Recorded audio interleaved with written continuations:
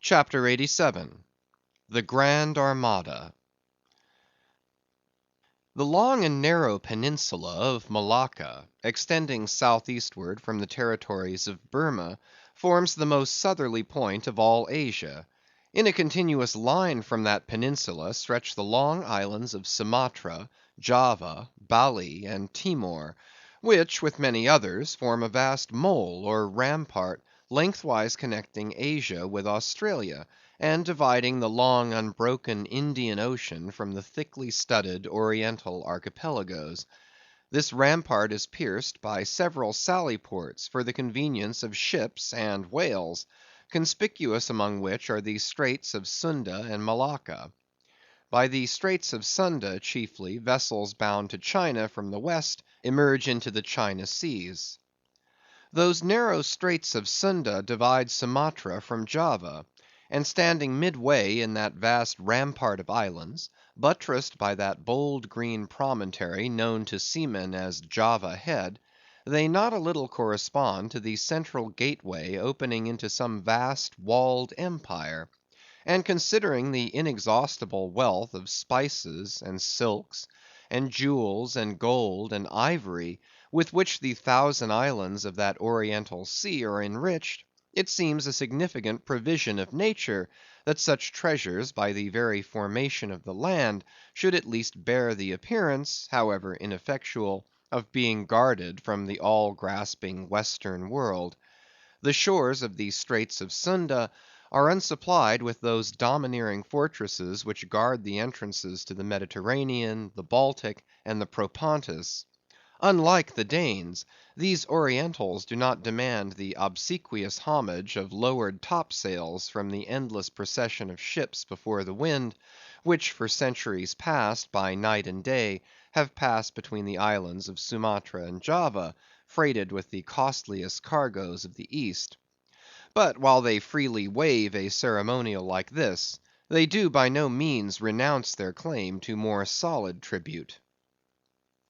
Time out of mind, the piratical proas of the Malays, lurking among the low shaded coves and islets of Sumatra, have sallied out upon the vessels sailing through the straits, fiercely demanding tribute at the point of their spears; though by the repeated bloody chastisements they have received at the hands of European cruisers, the audacity of these corsairs has of late been somewhat repressed, yet even at the present day we occasionally hear of English and American vessels, which in those waters have been remorselessly boarded and pillaged. With a fair fresh wind the Pequod was now drawing nigh to these straits, Ahab purposing to pass through them into the Javan seas, and thence, cruising northward, over waters known to be frequented here and there by the sperm whale, sweep inshore by the Philippine Islands, and gain the far coast of Japan, in time for the great whaling season there. By these means the circumnavigating Pequod would sweep almost all the known sperm whale cruising grounds of the world, previous to descending upon the line in the Pacific, where Ahab, though everywhere else foiled in his pursuit, firmly counted upon giving battle to Moby Dick, in the sea he was most known to frequent, and at a season when he might most reasonably be presumed to be haunting it. But how now? In this zoned quest, does Ahab touch no land? Does his crew drink air? Surely he will stop for water. Nay, for a long time now, the circus-running sun has raced within his fiery ring, and needs no sustenance but what's in himself. So Ahab. Mark this, too, in the whaler: while other hulls are loaded down with alien stuff, to be transferred to foreign wharves, the world-wandering whale ship carries no cargo but herself and crew, their weapons and their wants. She has a whole lake's contents bottled in her ample hold. She is ballasted with utilities, not altogether with unusable pig-lead and kentledge. She carries years' water in her; clear old prime Nantucket water, which, when 3 years afloat, the Nantucketer in the Pacific prefers to drink before the brackish fluid but yesterday rafted off in casks from the Peruvian or Indian streams.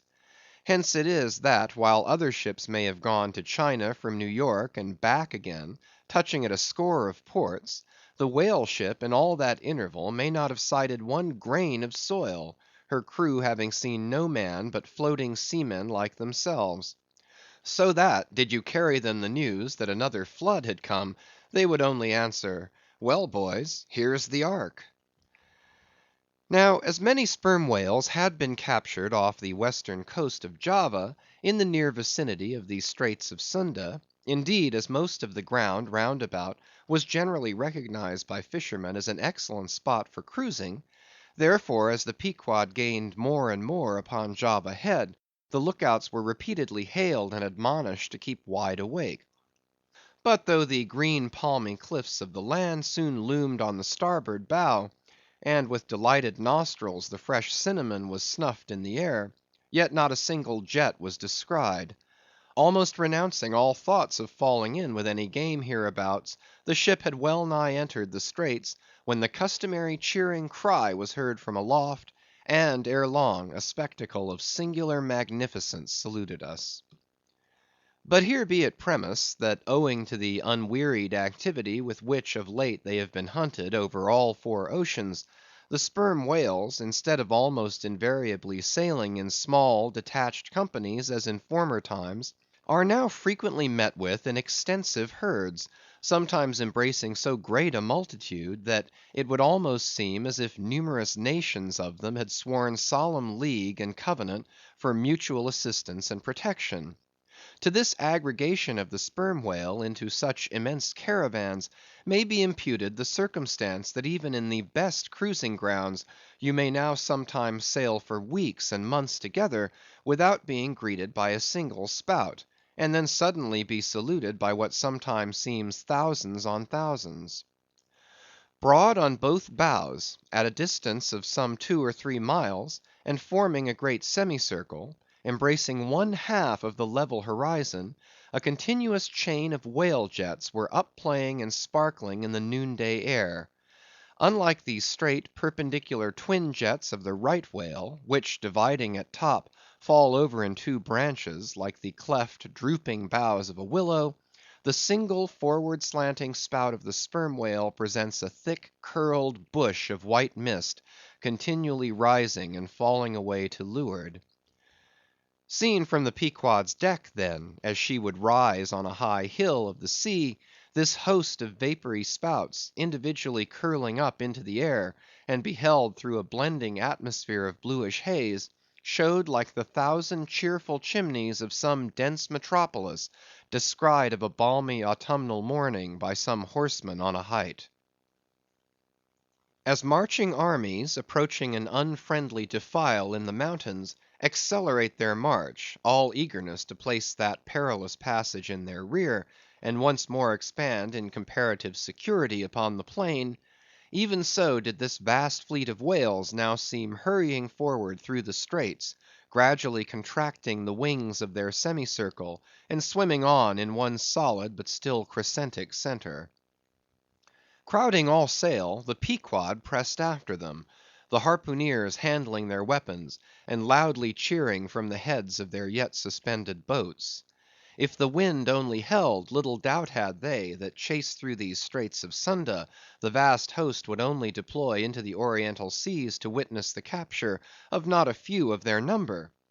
And who could tell whether in that congregated caravan, Moby Dick himself might not temporarily be swimming, like the worshipped white elephant in the coronation procession of the Siamese?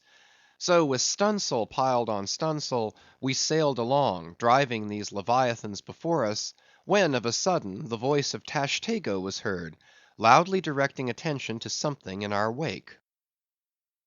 Corresponding to the crescent in our van, we beheld another in our rear. It seemed formed of detached white vapors, rising and falling something like the spouts of the whales, only they did not so completely come and go, for they constantly hovered, without finally disappearing. Leveling his glass at this sight, Ahab quickly revolved in his pivot hole, crying, "Aloft there, and rig whips and buckets to wet the sails! Malays, sir, and after us!" As if too long lurking behind the headlands, till the Pequod should fairly have entered the straits, these rascally Asiatics were now in hot pursuit, to make up for their over cautious delay. But when the swift Pequod with a fresh leading wind was herself in hot chase, how very kind of these tawny philanthropists to assist in speeding her on to her own chosen pursuit; mere riding whips and rolls to her, as they were. As with glass under arm, Ahab to and fro paced on the deck, in his forward turn beholding the monsters he chased, and in the after one the bloodthirsty pirates chasing him; some such fancy as the above seemed his. And when he glanced upon the green walls of the watery defile in which the ship was then sailing, and bethought him that through that gate lay the route to his vengeance, and beheld how, through that same gate, he was now both chasing and being chased to his deadly end; and not only that, but a herd of remorseless wild pirates and inhuman atheistical devils were infernally cheering him on with their curses; when all these conceits had passed through his brain, Ahab's brow was left gaunt and ribbed, like the black sand beach after some stormy tide has been gnawing it, without being able to drag the firm thing from its place. But thoughts like these troubled very few of the reckless crew; and when, after steadily dropping and dropping the pirates astern, the Pequod at last shot by the vivid green Cockatoo Point on the Sumatra side, emerging at last upon the broad waters beyond, then the harpooneers seemed more to grieve that the swift whales had been gaining upon the ship, than to rejoice that the ship had so victoriously gained upon the Malays. But still driving on in the wake of the whales, at length they seemed abating their speed; gradually the ship neared them, and the wind now dying away, word was passed to spring to the boats. But no sooner did the herd, by some presumed wonderful instinct of the sperm whale, become notified of the three keels that were after them, though as yet a mile in their rear, than they rallied again, and forming in close ranks and battalions, so that their spouts all looked like flashing lines of stacked bayonets, moved on with redoubled velocity. Stripped to our shirts and drawers, we sprang to the White Ash, and after several hours' pulling were almost disposed to renounce the chase, when a general pausing commotion among the whales gave animating token that they were now at last under the influence of that strange perplexity of inert irresolution, which, when fishermen perceive it in the whale, they say he is gallied. The compact martial columns in which they had been hitherto rapidly and steadily swimming, were now broken up in one measureless rout; and like King Porus's elephant in the Indian battle with Alexander, they seemed going mad with consternation; in all directions expanding in vast irregular circles, and aimlessly swimming hither and thither by their short thick spoutings, they plainly betrayed their distraction of panic. This was still more strangely evinced by those of their number who, completely paralyzed as it were, helplessly floated like waterlogged dismantled ships on the sea. Had these leviathans been but a flock of simple sheep, pursued over the pasture by three fierce wolves, they could not possibly have evinced such excessive dismay. But this occasional timidity is characteristic of almost all herding creatures. Though banding together in tens of thousands, the lion-maned buffaloes of the West have fled before a solitary horseman. Witness, too, all human beings, how when herded together in the sheepfold of a theatre's pit, they will, at the slightest alarm of fire, rush helter-skelter for the outlets, crowding, trampling, jamming, and remorselessly dashing each other to death. Best, therefore, withhold any amazement at the strangely gallied whales before us, for there is no folly of the beasts of the earth which is not infinitely outdone by the madness of men. Though many of the whales, as has been said, were in violent motion, yet it is to be observed that as a whole the herd neither advanced nor retreated, but collectively remained in one place. As is customary in those cases, the boats at once separated, each making for some one lone whale on the outskirts of the shoal. In about 3 minutes' time, Queequeg's harpoon was flung; the stricken fish darted blinding spray in our faces, and then running away with us like light, steered straight for the heart of the herd. though such a movement on the part of the whale struck under such circumstances is in no wise unprecedented, and indeed is almost always more or less anticipated, yet does it present one of the more perilous vicissitudes of the fishery. For as the swift monster drags you deeper and deeper into the frantic shoal, you bid adieu to circumspect life, and only exist in a delirious throb.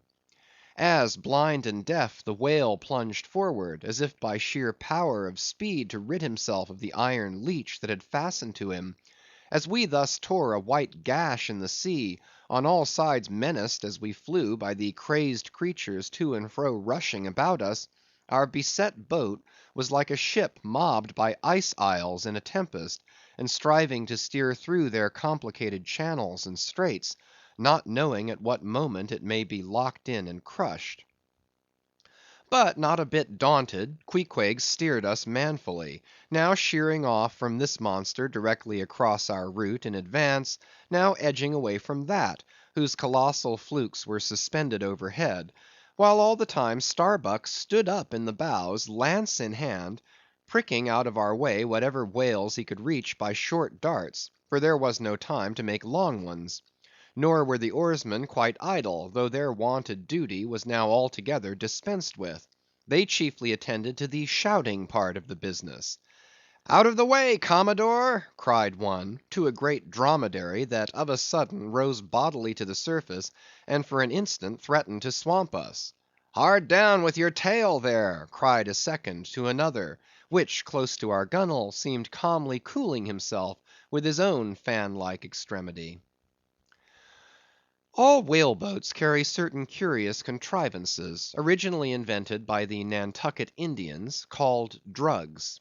Two thick squares of wood, of equal size, are stoutly clenched together, so that they cross each other's grain at right angles. A line of considerable length is then attached to the middle of this block, and the other end of the line being looped, it can in a moment be fastened to a harpoon. It is chiefly among gallied whales that this drug is used; for then more whales are close round you than you can possibly chase at one time. But sperm whales are not every day encountered; while you may, then, you must kill all you can. And if you cannot kill them all at once, you must wing them, so that they can be afterwards killed at your leisure. Hence it is that at times like these the drug comes into requisition. Our boat was furnished with 3 of them. The first and second were successfully darted, and we saw the whales staggeringly running off, fettered by the enormous sidelong resistance of the towing drug. They were cramped like malefactors with the chain and ball.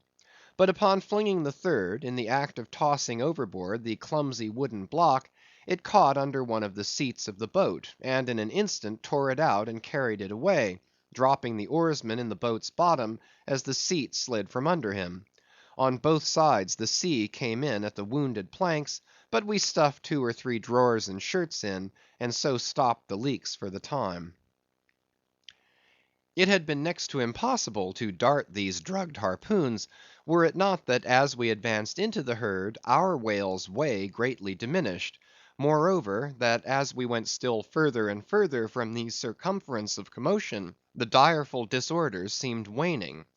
So that when at last the jerking harpoon drew out, and the towing whale sideways vanished, then, with the tapering force of his parting momentum, we glided between 2 whales into the innermost heart of the shoal, as if from some mountain torrent we had slid into a serene valley lake.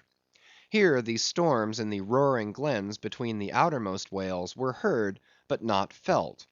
In this central expanse the sea presented that smooth, satin-like surface, called a sleek, produced by the subtle moisture thrown off by the whale in his more quiet moods. Yes, we were now in that enchanted calm which they say lurks at the heart of every commotion. And still in the distracted distance we beheld the tumults of the outer concentric circles, and saw successive pods of whales, 8 or 10 in each, swiftly going round and round, like multiplied spans of horses in a ring; and so closely, shoulder to shoulder, that a Titanic circus rider might easily have overarched the middle ones, and so have gone round on their backs. owing to the density of the crowd of reposing whales more immediately surrounding the embayed axis of the herd, no possible chance of escape was at present afforded us. We must watch for a breach in the living wall that hemmed us in, the wall that had only admitted us in order to shut us up. Keeping at the centre of the lake, we were occasionally visited by small tame cows and calves, the women and children of this routed host. Now, inclusive of the occasional wide intervals between the revolving outer circles, and inclusive of the spaces between the various pods in any one of those circles, the entire area at this juncture, embraced by the whole multitude, must have contained at least 2 or 3 square miles. At any rate, though indeed such a test at such a time might be deceptive, spoutings might be discovered from our low boat that seemed playing up almost from the rim of the horizon. I mention this circumstance, because, as if the cows and calves had been purposely locked up in this innermost fold, and as if the wide extent of the herd had hitherto prevented them from learning the precise cause of its stopping, or possibly being so young, unsophisticated, and every way innocent and inexperienced, however it may have been, these smaller whales, now and then visiting our becalmed boat from the margin of the lake, evinced a wondrous fearlessness and confidence, or else a still becharmed panic which it was impossible not to marvel at. Like household dogs they came snuffling round us, right up to our gunwales, and touching them, till it almost seemed that some spell had suddenly domesticated them. Queequeg patted their foreheads, Starbuck scratched their backs with his lance, but fearful of the consequences, for the time refrained from darting it. But far beneath this wondrous world upon the surface, another and still stranger world met our eye as we gazed over the side. For suspended in those watery vaults floated the forms of the nursing mothers of the whales, and those that of their enormous girth seemed shortly to become mothers. The lake, as I have hinted, was to a considerable depth exceedingly transparent, and as human infants, while suckling, will calmly and fixedly gaze away from the breast, as if leading 2 different lives at the time, and while yet drawing mortal nourishment, be still spiritually feasting upon some unearthly reminiscence, even so did the young of these whales seem looking up towards us, but not at us, as if we were but a bit of gulf weed in their new-born sight. Floating on their sides, the mothers also seemed quietly eyeing us. One of these little infants, that from certain queer tokens seemed hardly a day old, might have measured some 14 feet in length, and some 6 feet in girth. He was a little frisky, though as yet his body seemed scarce yet recovered from that irksome position it had so lately occupied in the maternal reticule, where, tail to head, and all ready for the final spring, the unborn whale lies bent like a Tartar's bow. The delicate side fins and the palms of his flukes still freshly retained the pleated crumpled appearance of a baby's ears, newly arrived from foreign parts. "Line! line!" cried Queequeg, looking over the gunwale. "Him fast! him fast! Who line him? Who struck? 2 whale, 1 big, 1 little." "What ails you, man?" cried Starbuck. "Lookee here," said Queequeg, pointing down. As when the stricken whale that from the tub has reeled out hundreds of fathoms of rope, as after deep sounding he floats up again, and shows the slackened curling line buoyantly rising and spiraling towards the air, so now Starbuck saw long coils of the umbilical cord of Madam Leviathan, by which the young cub seems still tethered to its dam. Not seldom in the rapid vicissitudes of the chase, this natural line with the maternal end loose, becomes entangled with the hempen one, so that the cub is thereby trapped. Some of the subtlest secrets of the sea seemed divulged to us in this enchanted pond. We saw young Leviathan amours in the deep. Footnote: The sperm whale, as with all other species of the Leviathan, but unlike most other fish, breeds indifferently at all seasons, after a gestation which may probably be set down at 9 months, producing but one at a time, though in some few known instances giving birth to an Esau and a Jacob, a contingency provided for in suckling by two teats, curiously situated, one on each side of the anus; but the breasts themselves extend upwards from that. When by chance these precious parts in a nursing whale are cut by the hunter's lance, the mother's pouring milk and blood rivalingly discolor the sea for rods. The milk is very sweet and rich; it has been tasted by man; it might do well with strawberries. When overflowing with mutual esteem, the whales salute more hominum. And thus, though surrounded by circle upon circle of consternations and affrights, did these inscrutable creatures at the centre freely and fearlessly indulge in all peaceful concernments; yea, serenely revelled in dalliance and delight.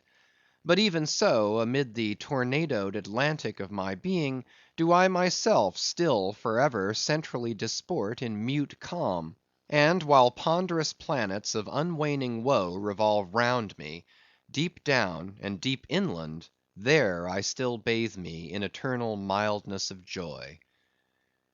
Meanwhile, as we thus lay entranced, the occasional sudden frantic spectacles in the distance evinced the activity of the other boats, still engaged in drugging the whales on the frontier of the host, or possibly carrying on the war within the first circle, where abundance of room and some convenient retreats were afforded them.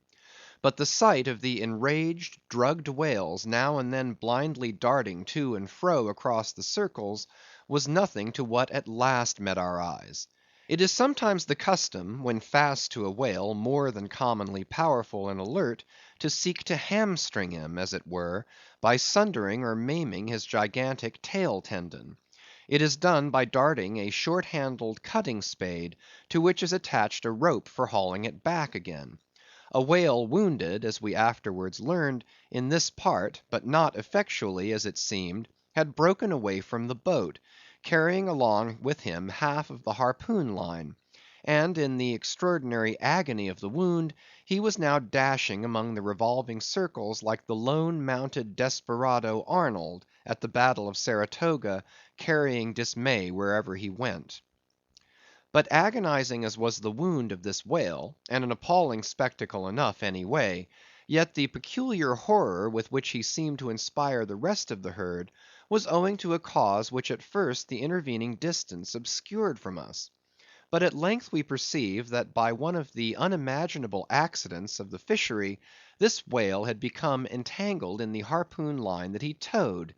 He had also run away with the cutting spade in him; and while the free end of the rope attached to that weapon had permanently caught in the coils of the harpoon line round his tail, the cutting spade itself had worked loose from his flesh; so that, tormented to madness, he was now churning through the water, violently flaying with his flexible tail, and tossing the keen spade about him, wounding and murdering his own comrades.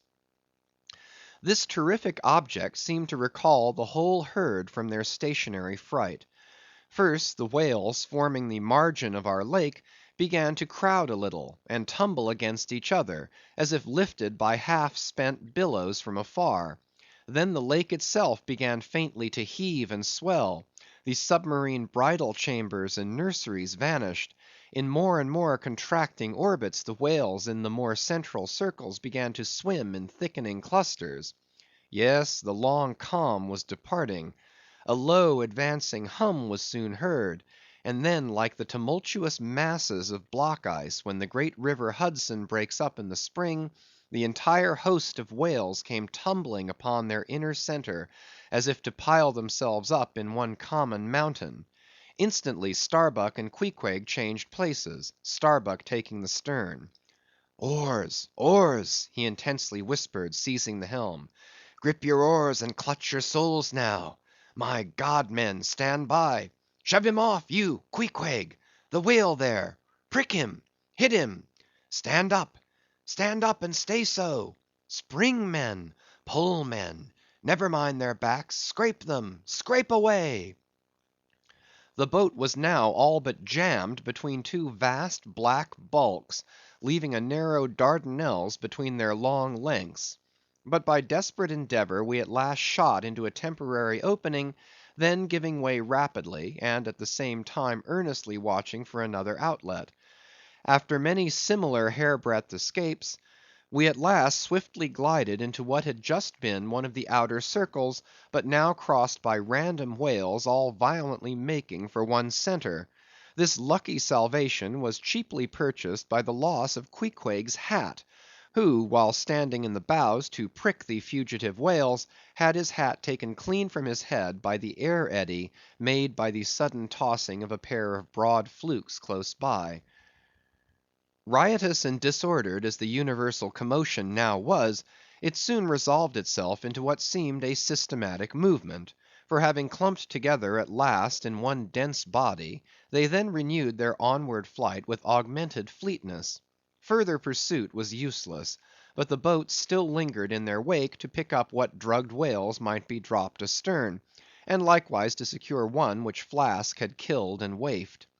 The waif is a pennant pole, 2 or 3 of which are carried by every boat, and which, when additional game is at hand, are inserted upright into the floating body of a dead whale, both to mark its place on the sea, and also as token of prior possession, should the boats of any other ship draw near. The result of this lowering was somewhat illustrative of that sagacious saying in the fishery, the more whales, the less fish. Of all the drugged whales only one was captured; the rest contrived to escape for the time, but only to be taken, as will hereafter be seen, by some other craft than the Pequod.